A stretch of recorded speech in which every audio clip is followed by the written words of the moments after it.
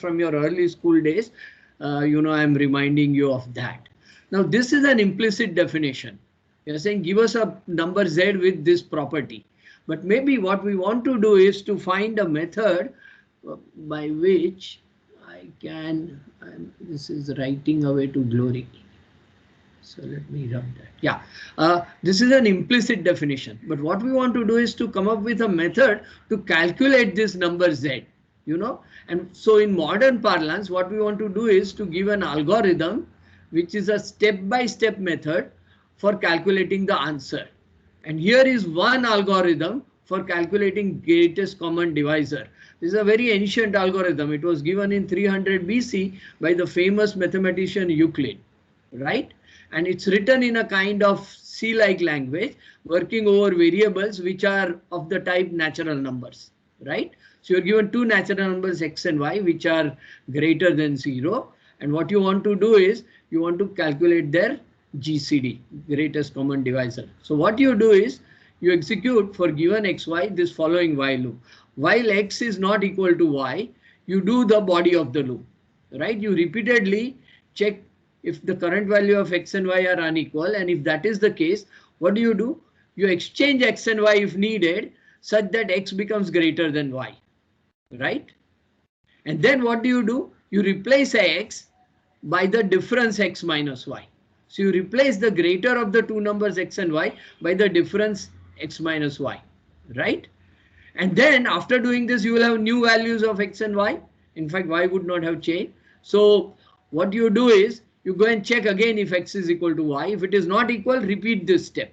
And by this repeatedly, replacing the larger number by the difference of the two numbers till they become equal, we finally will wind up with a condition where x is equal to y, where this loop will terminate.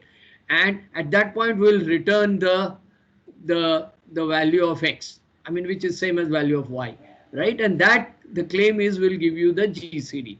So this method was given by Euclid, and it's a step-by-step method of calculating GCD. You are given initial xy, you check if they are equal. If they are not equal, then you subtract the smaller from the larger and replace the larger number by this difference. Now with this changed x and y, again check for this condition. If it is not true, again repeat these steps, and you keep doing like this till they become equal, right? So this is the step-by-step method of calculating. There are, such methods of calculating answers to problems, have been a quest which have been there throughout the history. And to give you another example, given an expression, we can find its derivative. Derivative gives the rate at which that function changes. We are here assuming we have an expression in variable x, and we are trying to find its derivative with respect to x. So derivative of a constant is 0. Derivative of x to the power n is this. I'm not trying to teach you what is derivative from your 11th and 12th standard, but you have rules like this, and we can calculate derivative of a given polynomial using rules like this, right? And such rules were defined by very famous scientists.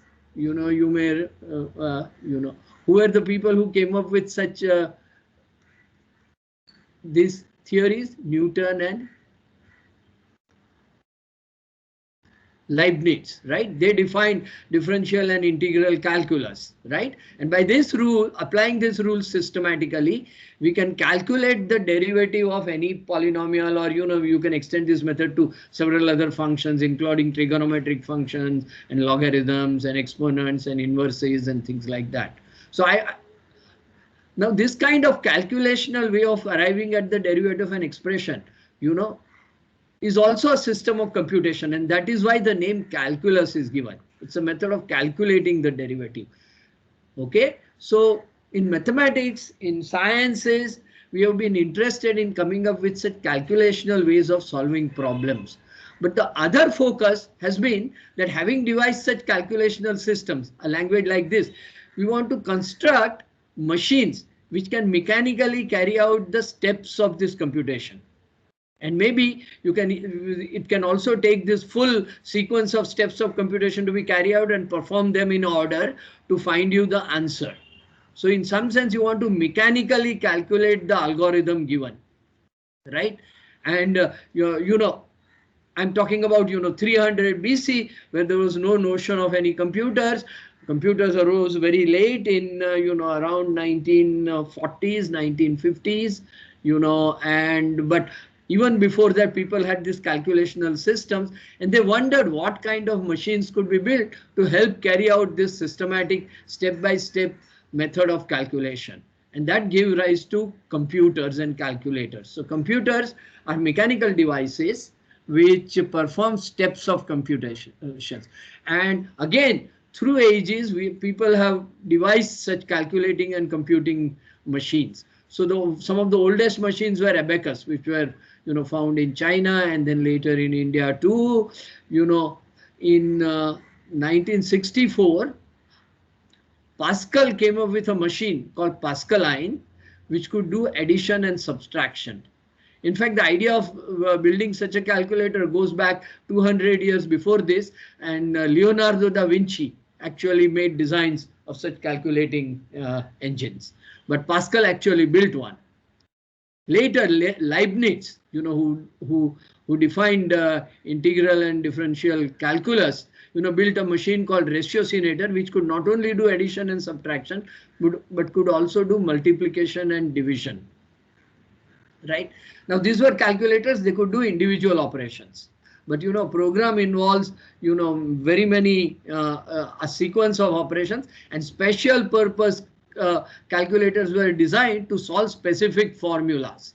For example, Lord Rayleigh designed a calculator which could calculate tables of insurance premium. He was employed with the Actuarial Office of British government. And Charles Babbage actually designed an earlier computer called I think it was called differentiator engine or differentiator engine, which he proposed could be used to calculate logarithmic tables. But what Babbage did was something more. Here in all of these, we had to build a separate computer for every problem, because the calculation involved was different. What Babbage said was, he taking on some ideas from Jaccard-Looms, he came up with a machine called analytical engine, which could actually be programmed. So you could give it the program as an input and then data as an input, and it will go and calculate the results required of the program which is given to it. So this was the world's first programmable computer, and Babbage made the full design of such a machine. Unfortunately, he could not construct one. The manufacturing technology of those days did not allow this kind of machine. See, it requires extremely finely, precisely, manufactured gears and shafts and levers, and they did not have the manufacturing technique. All of this worked on gears, and they worked from decimal number system, right? Now, this kind of computers were cumbersome, they were error prone, and then in 1937, Shannon, the famous mathematician Shannon, who came up with information theory and ideas of entropy, etc., actually suggested as a part of his master's thesis that Boolean logic can be used to encode numbers. Hello? There was a question? Hello? Okay. Right. So Shannon said that, we can use Boolean logic to represent numbers, and we can carry out computations on these bits, using electromechanical relays. And thus the idea of digital computers was born. In fact, some people before Shannon also suggested it, but Shannon sort of advocated this strongly, and he also built some machines like that. There were several attempts at building computers, and finally, something called the von Neumann architecture emerged. This was used in building this computer called EDVAC, and it has the following things. It consists of an arithmetic and logic unit, which can carry out operations such as addition, subtraction, multiplication, division. Okay, the arguments to these functions are stored in some registers, and the result is also stored back in some registers. So this unit in bracket is called central processing unit, or CPU. I think you all know this. So, and this CPU works under the control of something called a control unit, which loads the data into the registers and commands the ALU to perform specific functions. Now, most of the data and the program are stored in an external memory, and the external memory is connected via a data bus to this control unit and the registers. And what the control unit does is it fetches the current instruction to be executed from the memory. Then it decodes that instruction, sets up the control unit, fetches all the arguments which are stored in the memory into the register, asks the ALU to perform the computation, stores back the result into the register, and then that register result is transferred back into the memory, and this is repeated again and again.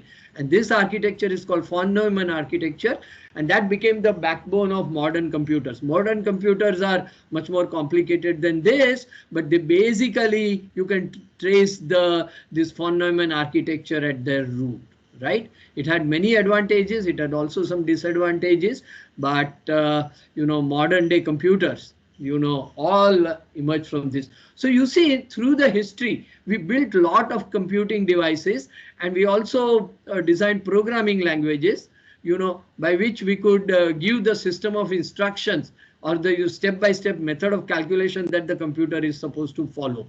And nowadays, in a language like C, we can give a program like this, which will calculate the GCD of these two numbers.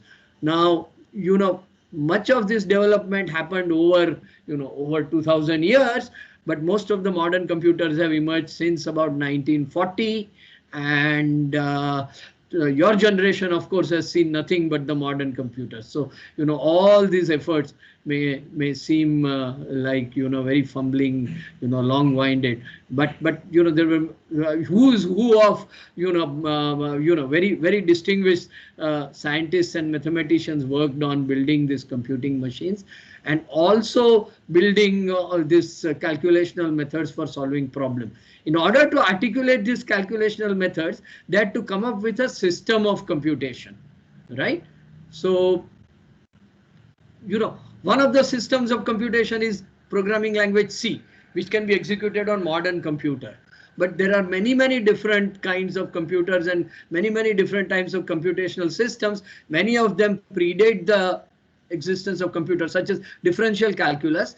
And then the question is, what kind of computers are needed to execute these computational systems?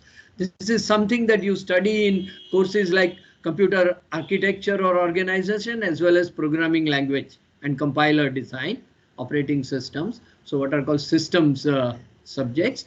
But you can also ask questions like this: with different kinds of computational systems, how powerful are my computational system? What kind of calculations can I do within my given system? And here are some systems I have listed. In blue are the systems that we will study in this course, right? But let me do one thing. In next 20 minutes or so, let me give you an idea of some of these systems so that you get flavor of what are these different computational systems. Okay. What you may be familiar with is modern programming languages like C or Java or Python, right? But there are other systems of calculations or computation which are designed by mathematicians. So the first system I want to talk about is finite state automata. But before that, let me pose some questions. So given these different systems of computation, in automata theory, we want to analyze what this system of computation can do, right? And one kind of question that you want to ask is what is called the expressiveness or expressivity question. That is, given a system of computation, what kind of calculations are possible in my system of computation? So given C programs, what kind of questions can I answer using C?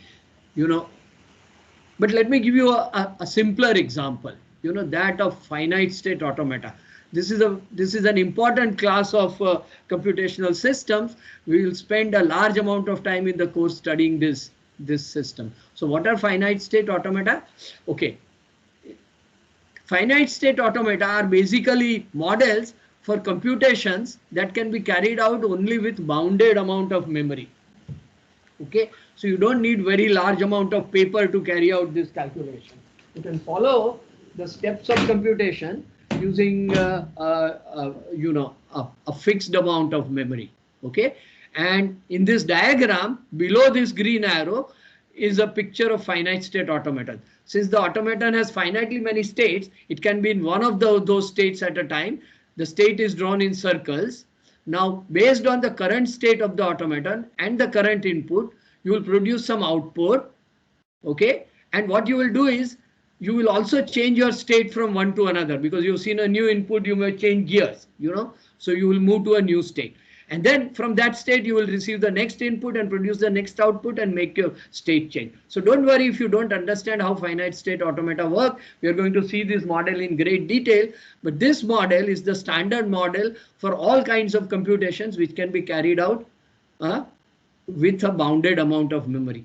But there is this alternative model of computation with bounded amount of memory, which is very, very popular.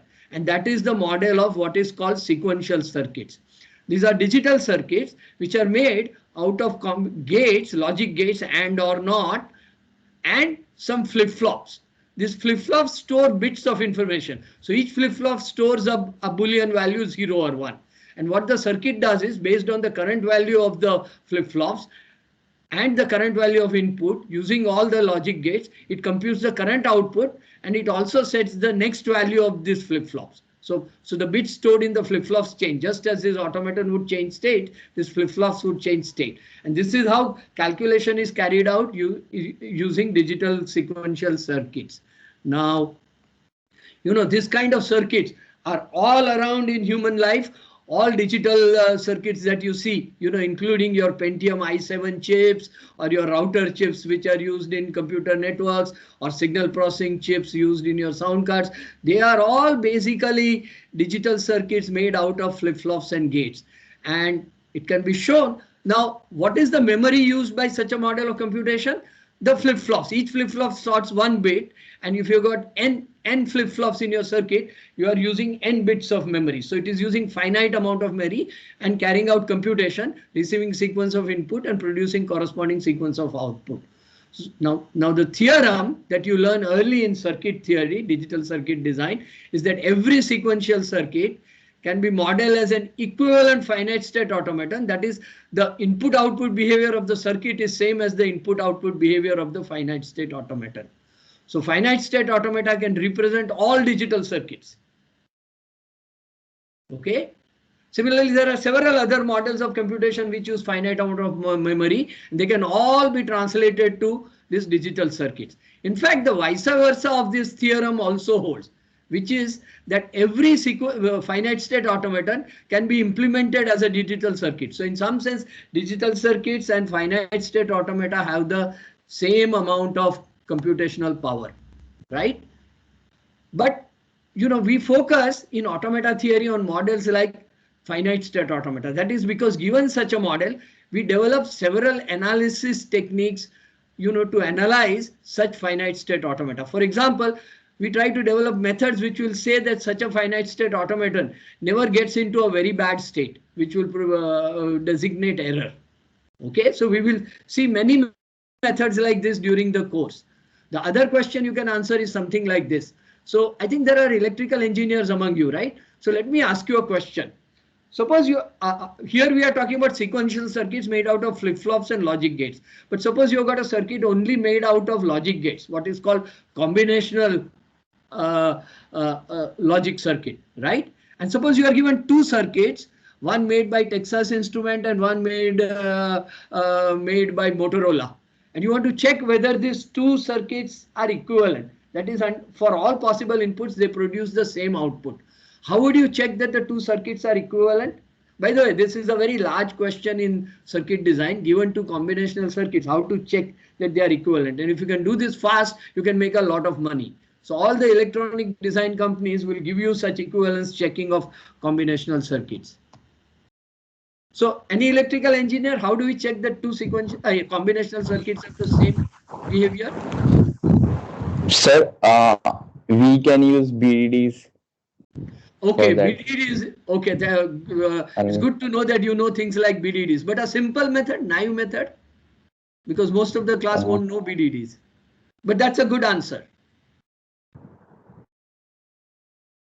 I don't know. So let's see, every such circuit will give rise to a truth table of the function that it computes, right? Since it's a combinational circuit, there is no memory. For the current input, what is the output? You make a table of that from the circuit. And you all know how to make this table, right? We were taught this in 11th standard. So for every combinational circuit, we can write its truth table. Okay. And if two circuits are equivalent, they will have exactly the same truth table.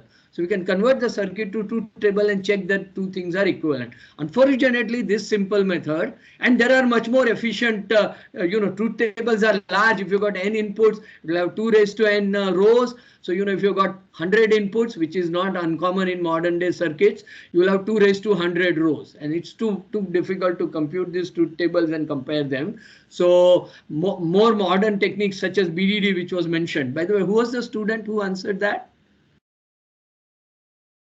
Can you say your name? Sir. Yeah, Dipanshu. Yeah. Dipanshu. So all students, before you answer, please say your name because we are early in the class. Okay. But what happens if you got circuits with flip-flops and gates? Then you cannot represent their behavior by truth tables because their behavior depends not only on the input but on the value of the flip-flops, which keeps changing as the circuit, the circuit progresses, right? So the right method of solving this is to convert the circuit into automata, and then in automata theory, we develop methods to check that the two automata, although they may look like very different diagrams, have the same behavior. So we reduce a circuit to check whether two sequential circuits A and B have the same behavior. We translate the circuit into its equivalent automaton, B also into an equivalent automata, and on this automata we have an algorithm which checks that they have the same behavior.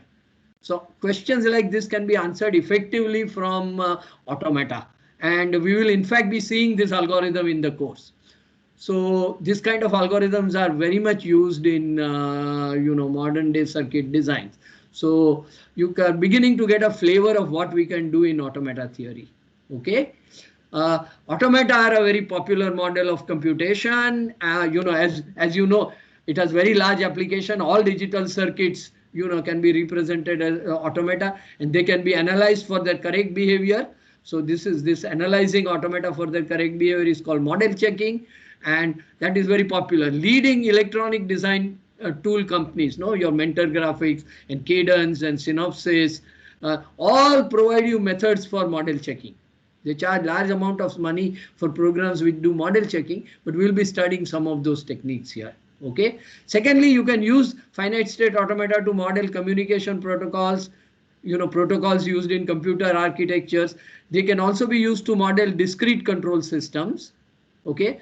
So first you write down your control system, design your control system using some sort of differential equations or Z transforms or Laplace transforms. Then you discretize the system, and what you get is a system of difference equations, and then you can represent these as finite state automata very often.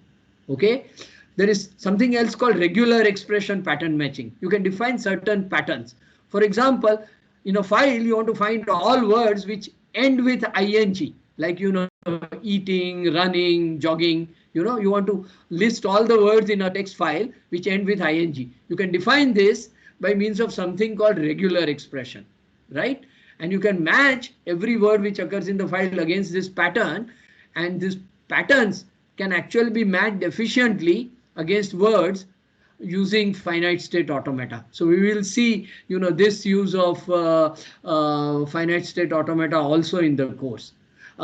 In compiler design, there is something called lexical analysis. Again, that makes use of automata. And in natural language processing, very often the task is to transform one sequence of tokens, one sequence of words into another sequence. Say a sequence of words in German into a sequence of words in English. And many of those translators can actually be defined using finite state automata or their extensions, something like weighted finite state automata. So if you do a course on natural language processing in IIT Bombay, they will teach you weighted finite state automata model. Okay. So it's a rich model, and what we will spend about 40% of time in our course studying this model of finite state automata and also all these analysis techniques on finite state automata. Okay. So any questions on finite state automata?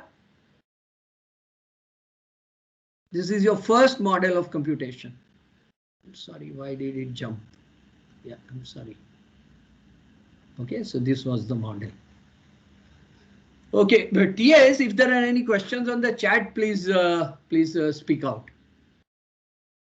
Okay, but I want to, this kind of models of computations have restricted powers, and I want to consider more sophisticated models of computation which can do little more. And here we have lots of models. We just talked about the first one.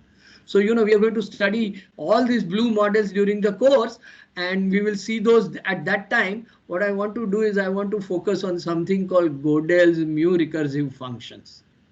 Okay, so you learn something interesting here. How many of you have heard the name of Gödel? You can answer in chats, and then TA can tell me, roughly how many answers came. Gödel is a very famous logician, perhaps the greatest logician ever. Okay, so let's look at this example of recursive functions. Okay, and first we'll consider a subclass of what Gödel considered called primitive recursive functions. Don't worry about the names. The basic idea is that we want to have a computational systems which defines functions over natural numbers, right? So functions which take natural numbers as arguments, a function f which takes k natural numbers as argument and produces one natural number as result. For example, an addition function which will take two natural numbers and produce one natural number as result, the sum of these two, right? And we want to have a system by which we can define these functions. And of course, this system of defining such functions was investigated by famous logicians, Dedekind, who also defined real numbers in the modern sense, Skolem, Ackermann. And one example of such a function is the exponential function. So exp of n basically gives you the value of 2 raised to n, right? For any natural number n, it will return the value of 2 raised to n, right? What is 2 raised to n? You all know it. It is 2 into 2 into ... 2, and this multiplication is done n times, right? So that is what is exponential. Double exponential of n is actually a function for a given n will calculate 2 to the power 2 to the power 2 to the power 2, a tower of height n. Okay, so for example, if I go here, dx of 3 will be equivalent to the expression 2 to the power 2 to the power 3, that is height. And what will this be? This will be equivalent to 2 to the power 4, because 2 to the power 2 is 4, which will give you answer as 16, right? And as you increase this n, this function will grow, really fast. Okay, so we want, how do we calculate these functions, exponential or this, and what kind of computers can be used to calculate this? Of course, now you can easily write a C program or a Java program to calculate this, but imagine in early half of 20th century, 1900 to 1930, where no computers were there and people had to find manual systems for calculating these things efficiently. And one method which arose was that of making recursive definitions. And what they wanted to do was, they wanted a system where you could define functions like this. In fact, most functions of interest should be definable, that occur in mathematics. And also you should be able to, come up with a definition method which can give you a kind of method to compute the value of these functions for a given argument. So you want to define computable functions. And the method they came up with can be illustrated as follows. I will just give you examples here. So how do you define x of n, x of 0? X of 0 is 1, right? 2 raised to 0 is 1. And then you define x of n plus 1 recursively as 2 multiplied by x of n. Right? So if x of n will calculate 2 raised to n, you multiply it by 2, you get 2 raised to n plus 1, right? So nothing to it, but see the format. In calculating the value of function x for a larger natural number, you are making use of its value for a smaller number, which you assume is somehow already, recursively calculated. So in order to solve this problem, first you go and solve this problem, one which is underlined in red, and then you calculate this expression to give you the answer, right? So you are recursively or iteratively calculating the values, right? And then how do we calculate dx? Sorry, let me turn to black. So dx of 0 is also 1. But how will we calculate dx of n plus 1? Well, what we will do is we'll recursively calculate dx of n, which will give me tower of 2 to the 2 to the 2 of height n, right? This is dx of n. And then what I will do is I'll take the apply exp, which we just defined above to this, which will calculate one more exponent. So I will get n plus 1 height tower, right?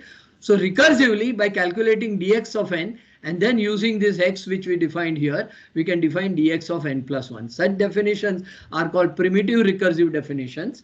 And it's a very rich method of defining functions.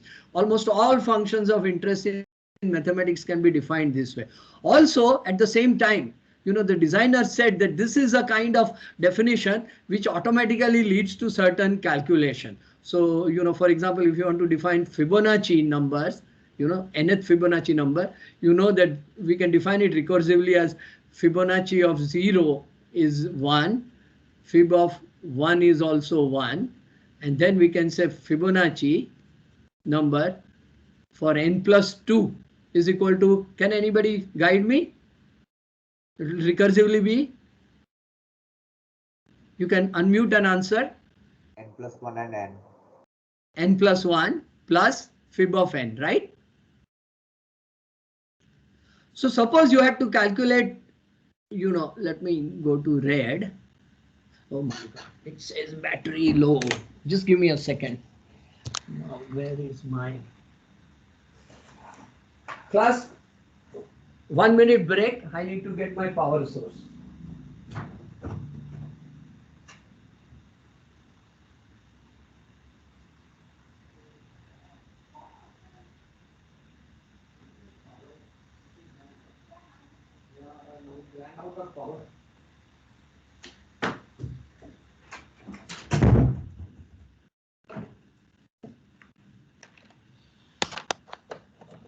Sorry about that. I've now got the battery, that message.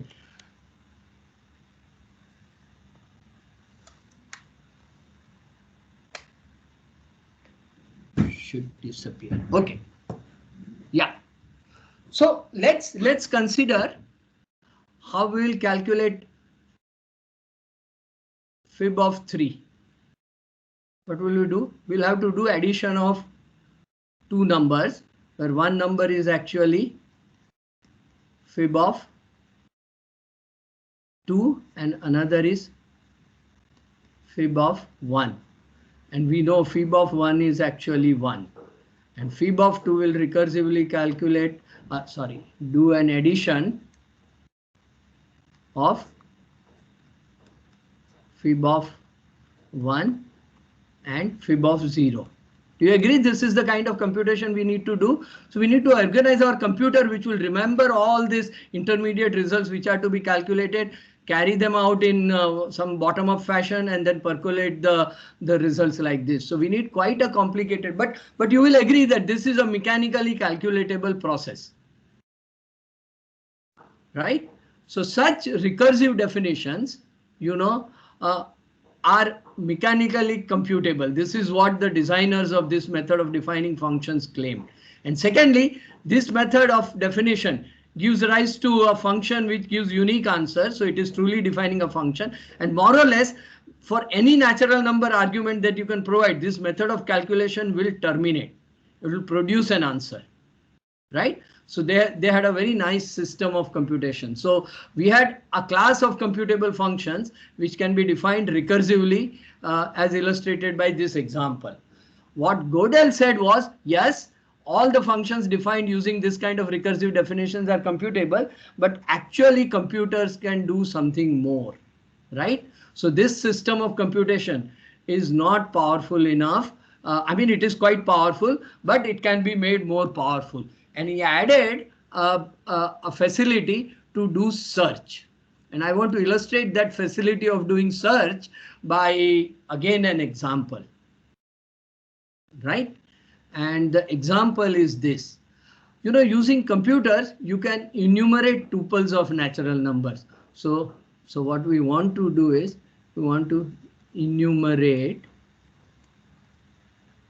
pairs of natural numbers ij belong, which are, okay, these are tuples of natural numbers. My j is looking very bad. So, okay, so I have pairs of natural numbers ij and I want to enumerate them. You can think of this ij as a rational number where I is the numerator and j is the denominator. Okay. Now between two rational numbers, such as half and 1, there are infinitely many rational numbers, right? You can, go to 3/4 and then you can increase this by 1/2 of 1/4, and there are infinitely many natural numbers between any two, distinct natural, infinitely many rationals or tuples of such natural numbers, right? And yet it is possible to systematically list all the natural numbers. Okay, and the method for enumerating them was investigated by a famous mathematician called Cantor. So let me give you Cantor's enumeration. How many of you have heard of Cantor's enumeration of rational numbers? Okay, and what he said was, I can enumerate tuple of natural numbers in the following order. After 1, 1, I will have 1, 2, and then after 1, 2, I will have 2, 1, and after 2, 1, I will go to 1, 3, and then 2, 2, and then 3, 1, and then I will go to 1, 4, and the process will go on. And the claim is that every tuple of natural number or every rational number will appear in this list of Cantor. So what was the idea? The idea can actually be given by this. Now today's lecture is fun lecture, nothing for the exam. So first you have the number 1, 1, and then you have got the number 1, 2, and then in this row you will have number 1, 3, and maybe even 1, 4, and it will go on, along this direction. In this direction you will have 2, 1, and then you will have 3, 1, and after 2, 1 you will get 2, 2. So you can arrange all the rational numbers in this two-dimensional table, infinite table, right? What Cantor said was, you can actually work through this table in the following order. After 1, 1, you go to this number, and then you go down the diagonal like this. After 2, 1, you come here. After finishing the diagonal, when you come up with, hit this axis, what you do is you go to the next number, on this axis, and then you go down this diagonal, calculating the numbers, and after finishing that diagonal you go to the next number on this first row, right? So what is happening when you are calculating along a diagonal, the sum of the numbers is remaining constant. So on this diagonal the sum is 2. On this diagonal, which I will circle in purple, on this diagonal the sum is 3, and we finish all the numbers tuples which add up to 3. Then we take this diagonal, where all the tuples sum up to 4, right? And then 5. Okay, so this is why this method was called diagonalization. It's a famous technique in mathematics. It showed that rational numbers can actually be listed in a systematic order. Okay, we can expand that method to enumerate 4 tuples of natural numbers. So what we are going to do is we are going to enumerate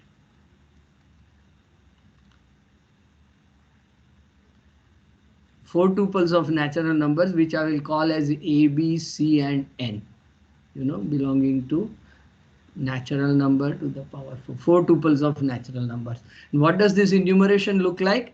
It will start with 1, 1, 1, 1, and then you will give 1, 1, 1, 2. So, here I've finished all the 4 tuples which add up to 4. Here I'm going to 4 tuples which add up to 5. And then I will do that 1, 1, 2, 1, which also adds up to 5. And then I'll have 1, 1, 1, 2, 1, 1. And then I'll have 2, 1, 1, 1. Where I've finished everything that adds up to 5. So now I will go to 1, 1, 2, 2. And using digits 1 and 2, I will have everything that adds up to 6, right? So I will do that, and then I will go to things that add up to 7, etc. So you can systematically enumerate 4 tuples of numbers such that every 4 tuple occurs sometime within this list. So is the idea of enumeration clear? And in fact, what you can do is you can define a function. Let me write it in black, called next of ABCN, which will take the current values of ABCN, such as one given here, and it will give you the next tuple. Okay, so you can define a function next, you can compute a function next, which given this 4 tuple of natural numbers will give you the next 4 tuple in this list. And the key property of this list is what? That every 4 tuple will occur sometime within the number. 1 billion followed by say 10, followed by 100, followed by 79 will occur sometime. Every such tuple will occur at some point in this list. So is the idea of enumeration clear? It can easily be done using computers. And then we can write a program which looks like this, which will do the following. So let me write that program. What it will do is we'll start with 4 numbers, which will be assigned values 1, 1, 1, 1. Okay. And then what we will do is we will repeatedly carry out the following calculation. So we'll have a C-like program which says while, and then let me write it.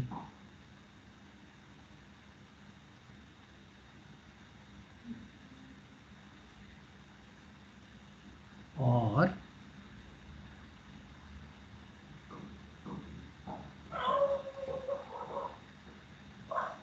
not equal to C raised to n.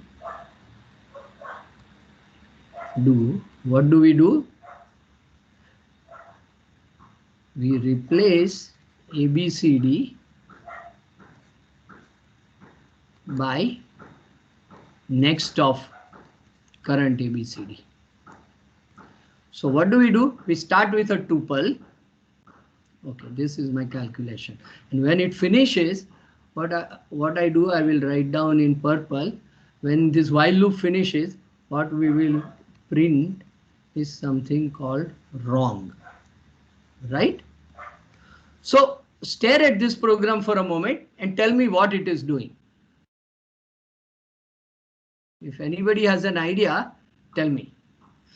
It's very easy to compute this program, right? What it does is it starts with the initial value of ABCD as 1, 1, 1, 1, and then it checks for this condition. That is, if n is less than equal to 2, or for the current values of A, B, C, and n, A raised to n plus B raised to n is not equal to C raised to n. What you do is, in that systematic enumeration, you generate the next 4 tuple. Okay, and then check again. And whenever this condition evaluates to false, you exit this while loop and print this message called wrong. So is the idea clear?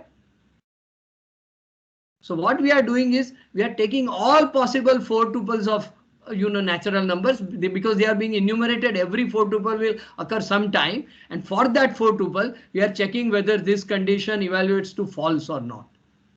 And if it evaluates to false, then we are going to answer wrong. So when will this wrong be printed? When we find a 4 tuple in our list which will violate this condition. When will this condition be violated? When n is greater than 2 and A raised to n plus B raised to n is equal to C raised to n. Right? So this program will print wrong if and only if we find a 4 tuple of numbers in our list which will satisfy the following condition. N is greater than, sorry, not greater than, equal to. N is greater than 2 and a raised to n plus b raised to n is equal to c raised to n.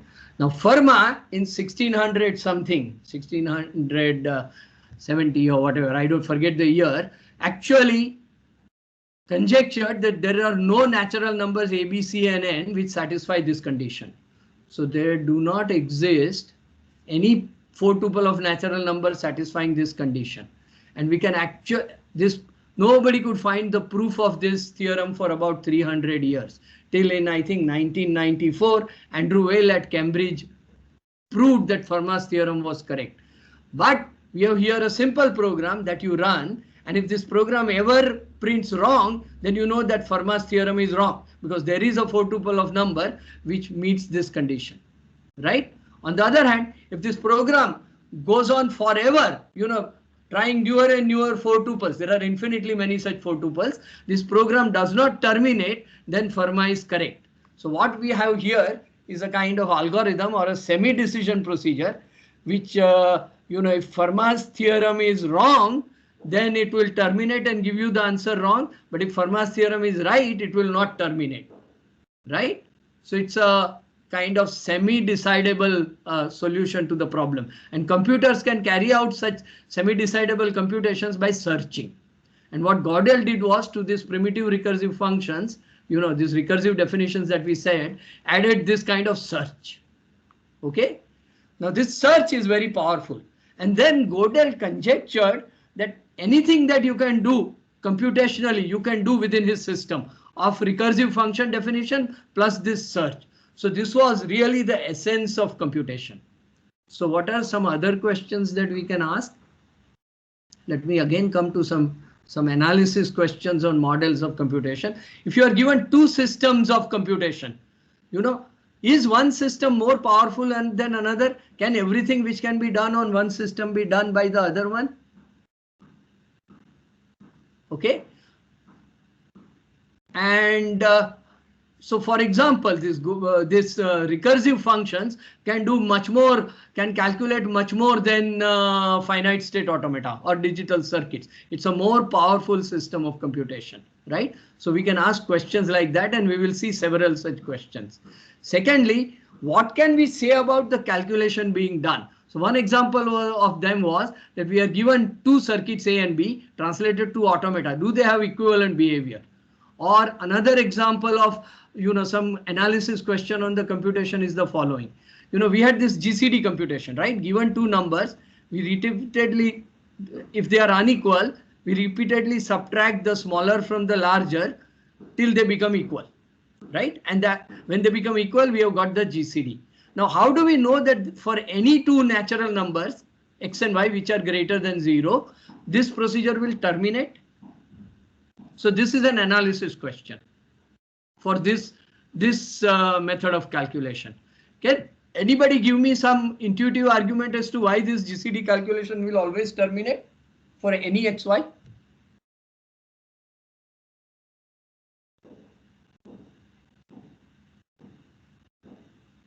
Because last GCD is a 1. Yeah, but maybe you can keep generating newer and newer pairs of xy. After all, there are infinitely many xy's, right?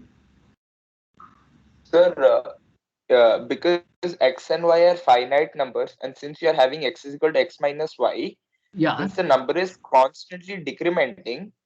What is decrementing? The larger number is decrementing. Yeah, the larger number is decrementing. So it will have to terminate because a finite number cannot finitely decrement. Yeah, who is speaking?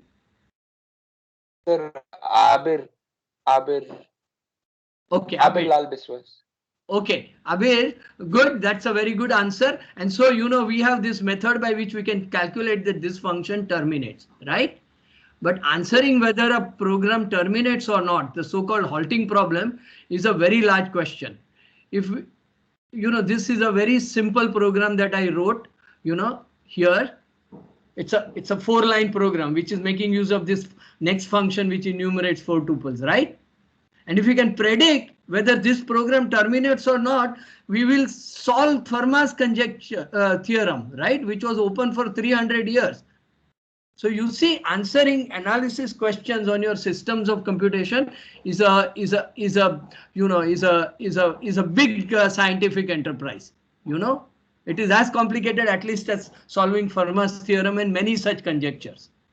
So are you convinced that it's not so easy to answer termination question for programs, right? And this kind of problems are called halting problems. Now, this kind of different models of computation and their power led to some large questions. Of this list of computation systems that we put up here, let me put up the list again. I'm sorry, I have to go. Okay, which is more powerful? Which systems are more powerful than the others? So we know that Gödel's mu recursive functions are more powerful than finite state automata. We also have something called Turing machines, which we will study. How powerful are they? And Gödel's idea was that in some sense I will calculate the essence of what is mechanically calculatable. So is there a notion of, is there a most powerful system of mechanical computation? What do we mean by that? I will have a system which will have some primitives. For example, a computer where I can make recursive definition, I can do addition, but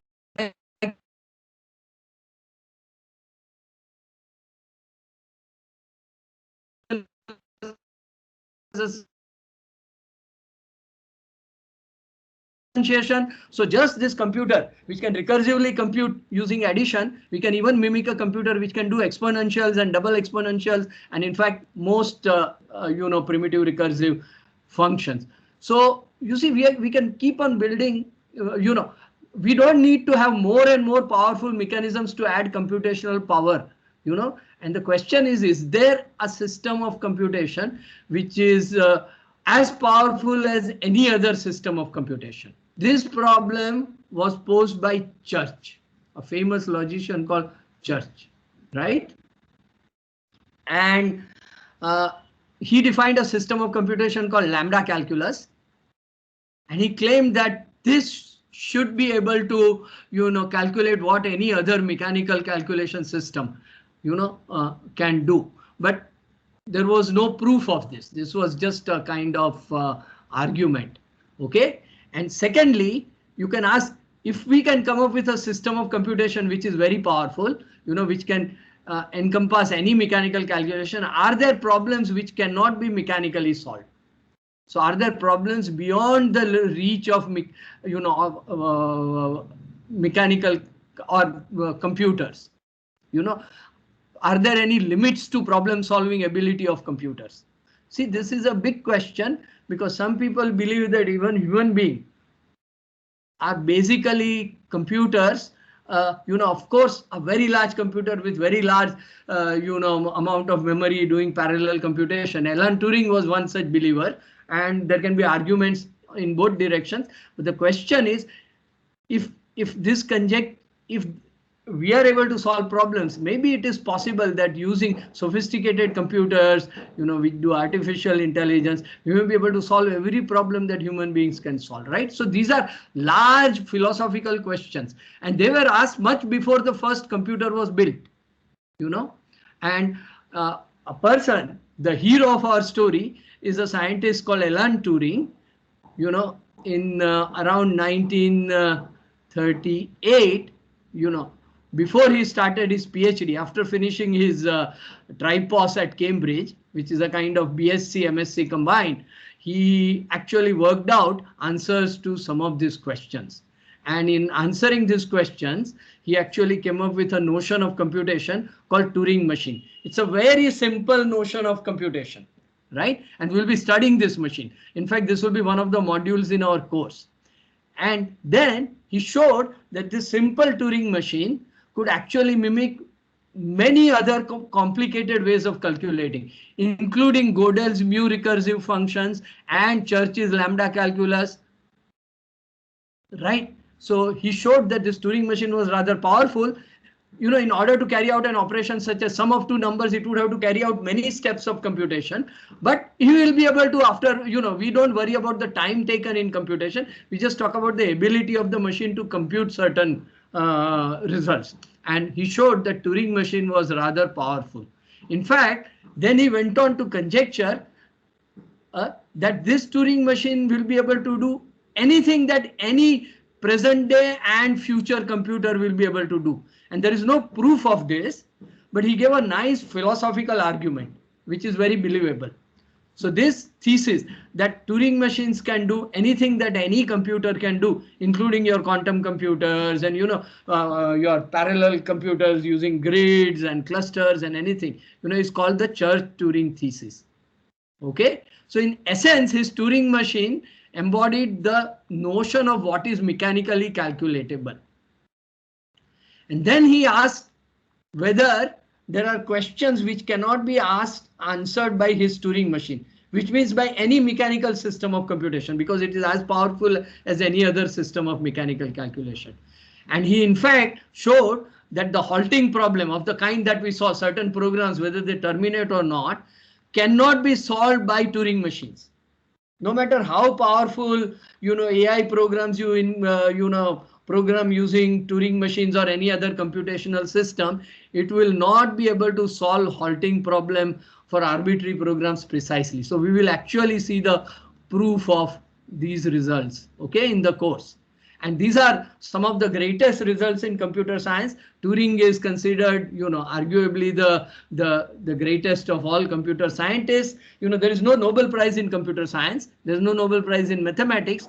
The highest award of mathematics is called Field Award, and the highest award of computer science is actually called Turing Award, named after Alan Turing. And this was instituted for his many works.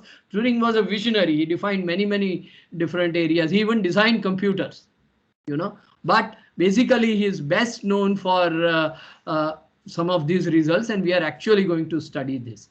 So I hope with this much of background, you got a flavor of, what kind of study we are going to do in this course. That is, we are going to study different models of computation, right? Including finite state automata and Turing machines, and some intermediate models called push-down automata, and also something called grammars. And then we are going to consider analysis of such computational models, how powerful they are with respect to other models, and what kind of analysis can we do.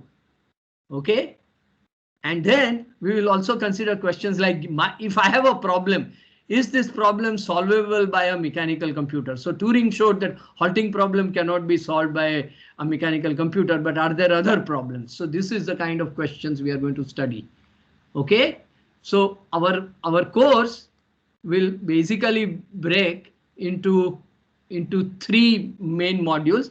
In the first module, we will study finite state automata and what are called regular languages, which are way of defining certain patterns of symbols which occur. And this will encompass almost 40% of the course. The model is very simple, but there are extensions to these models, which give you better modeling ability, and there are analysis questions, and this will take 40%. And this is a relatively easier part of the course. Then we'll study something called push-down automata, which enrich finite state automata with certain kinds of memory, which are last in, first out. So we'll see this in the course. And finally, we'll review this visionary path-breaking work of Alan Turing, and we will study Turing machines and computability. Right now, these words will not make any sense now, but this is some list of topics within finite state automata, and then this is the list of topics within push-down automata, and then we have these topics within Turing machines. So these three modules is what we will try to do. We have a very nice textbook called Dexter-Cozen, given in blue. It gives not only explains these machines, but in doing their analysis, it gives rigorous proofs of why this analysis gives correct answers. And this will be your chance to learn to argue rigorously about such models, an ability which will stand you in good use in future. We'll also use this other textbook as reference to do some problems. Now Cozen has got excellent problems to solve, some simple, some more advanced, and the focus in this course will be on problem solving exercises, right?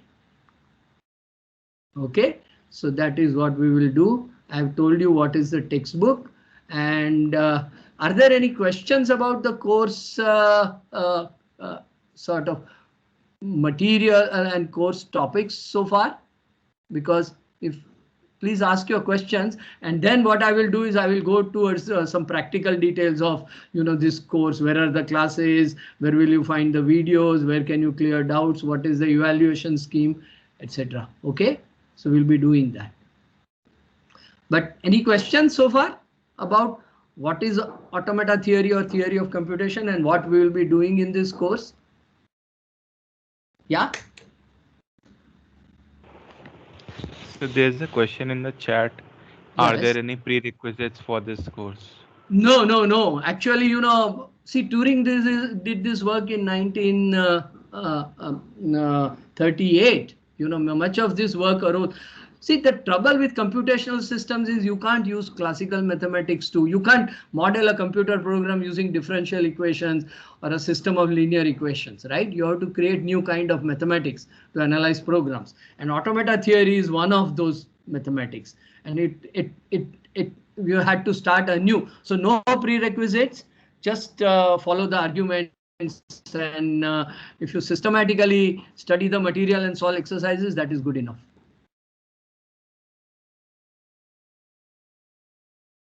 Okay.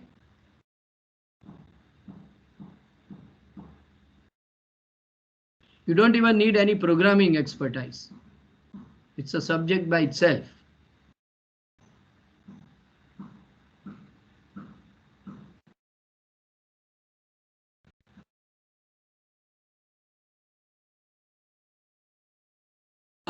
With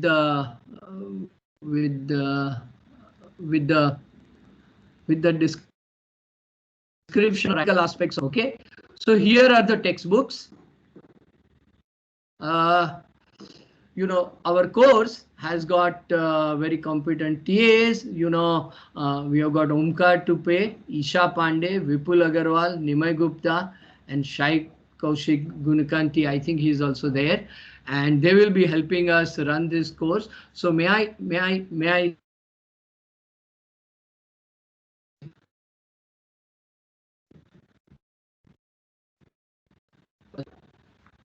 TS, please unmute your audio and video one by one and introduce yourselves.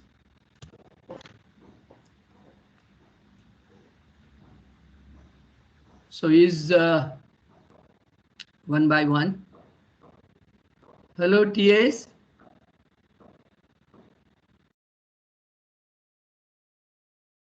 Okay, maybe at the end of the class. Let me continue.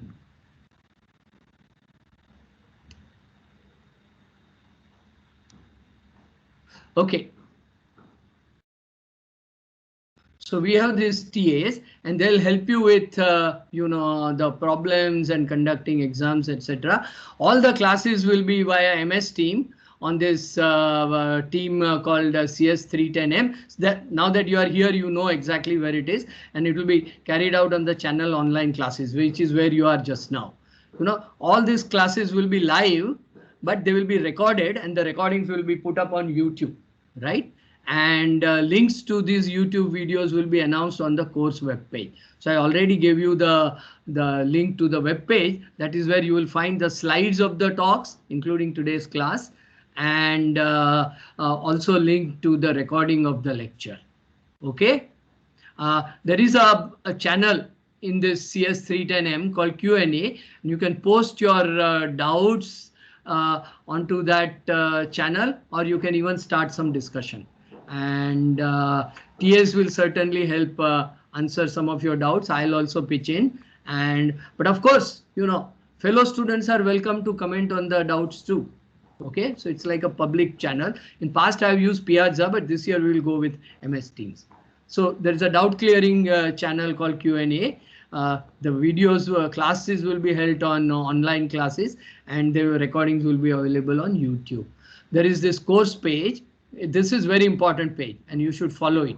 This page will give you all the lecture material, including slides and video recordings, all the reading material that you need, as well as homework exercises and notes of tutorials which we will be carrying out. So this is the central location where you will find all the resources for the course, right? And in the course, we are going to have, I don't know why this has come.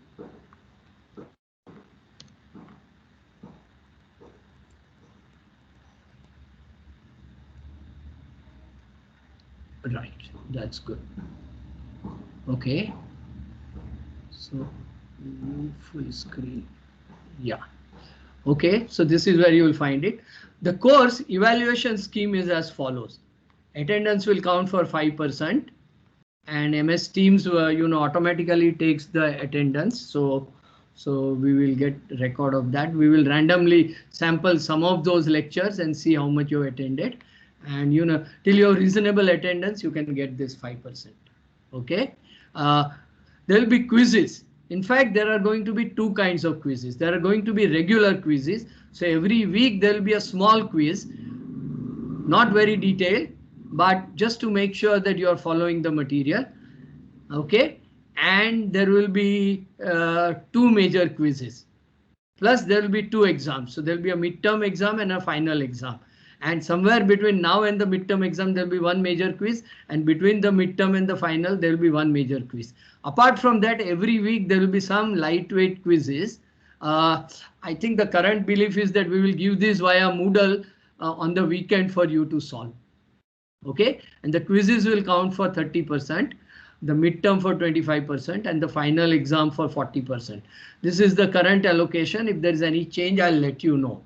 There's some discussion going on about what should be the weightage in the department. Okay. So is the evaluation, I hope the evaluation scheme is clear. As I said, the focus will be on, gosh, why is it doing that? I'm sorry. It insists on, oh dear. Something wrong in this program page.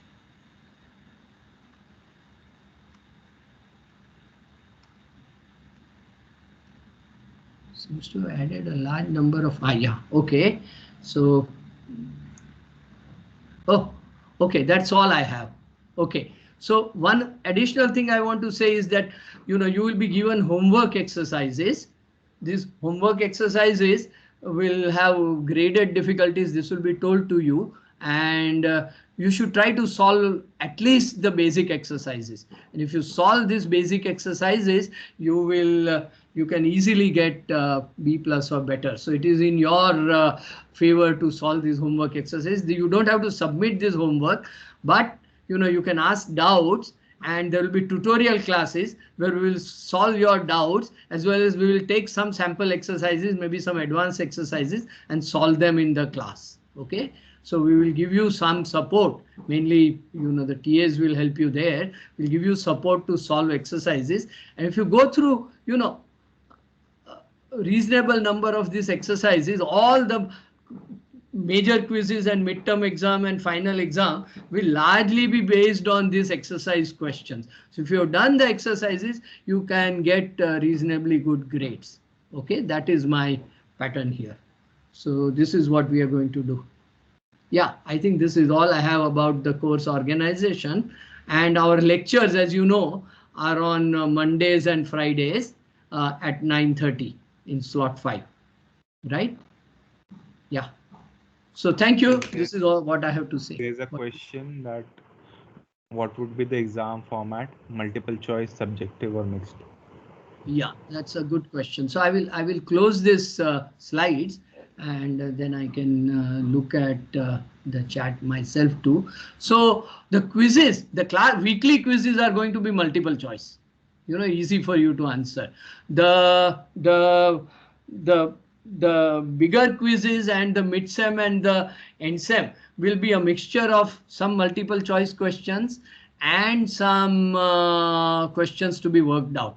In fact, a larger part of the question paper will be questions to be worked out, because the nature of the topic is this. It requires you to do some calculation, do some work out some answers, and it is my policy that even if you get the final answer wrong, you know, partial working will get partial marks. So you will submit worked out question papers using SAFE, and we will evaluate that. So does that answer the question?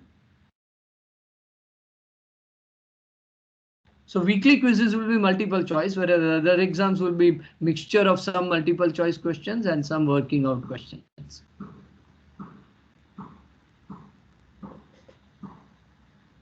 What is the time of tutorial will be conducted as part of the regular lecture.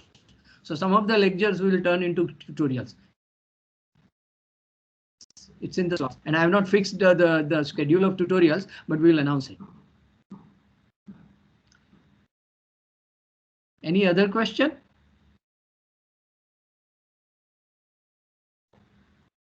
Okay.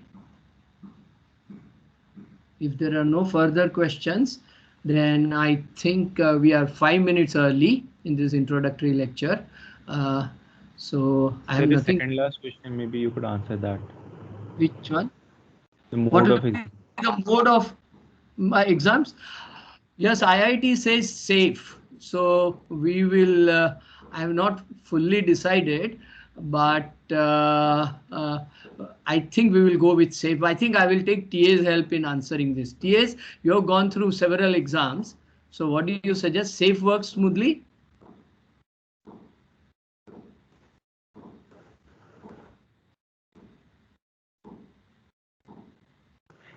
Yeah, for the weekly quizzes, those would be on Moodle. Otherwise, we would use SAFE. Yes, yes. And I think most of you have used SAFE in your past exams, right? Students. Yeah. So it should be possible to do this. Okay. There's one more question. It says, can you upload the lecture slides a day before? I will try to do this.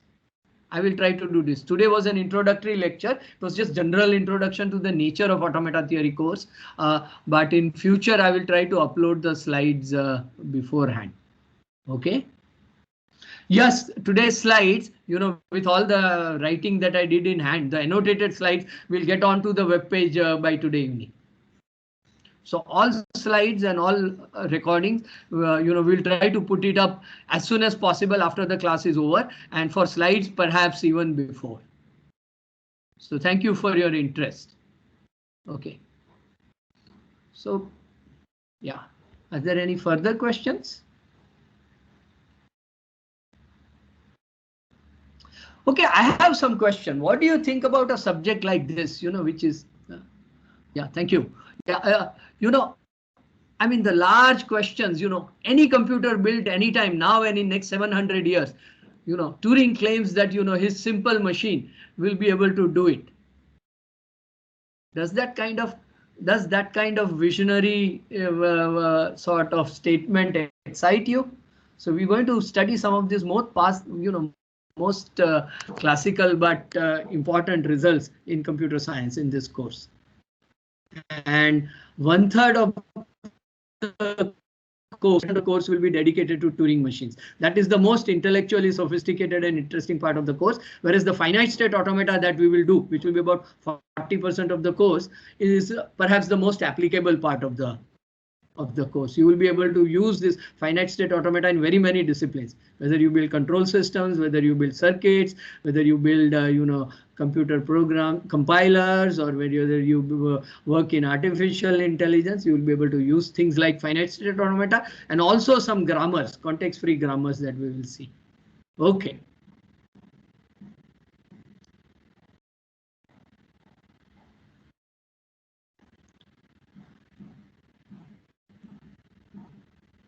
Yes, I will upload the recording today itself.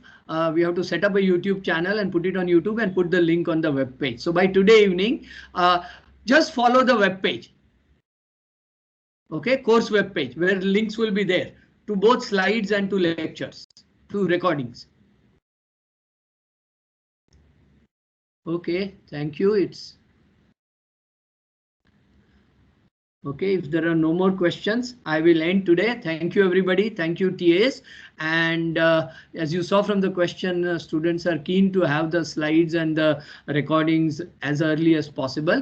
So let us try to sort of get organized to make that possible. Thank you, everybody, and see you in the next class, which will be on Friday. Course web page is not working for you. It's on the computer CSE department website. Just can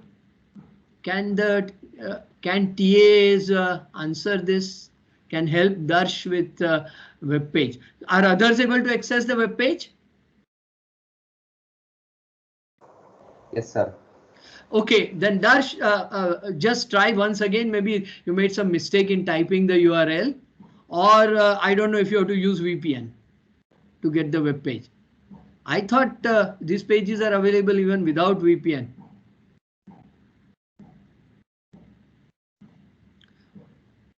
Right. So if you see in chat, Nimai, our TA, has answered that the recording is already available on Microsoft Teams. Today's lectures recording is already available on Microsoft Teams, and it will remain available for about 20 days. Meanwhile, we will put it on the YouTube also so that it remains for the whole term. Okay, but if you want to look at the recording, please use MS Teams. Thank you, Nimai.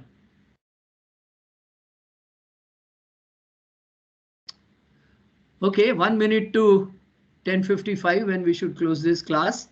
So, okay, and you have this Q&A channel. So if you have any doubts, any question, the general channel is for logistic question. So question about, the organization of the course or, resources, you can put it on general, but about technical difficulties with the course material, you should ask on Q&A. Okay. Thank you. Bye-bye. We should end recording. So where is the way to end recording?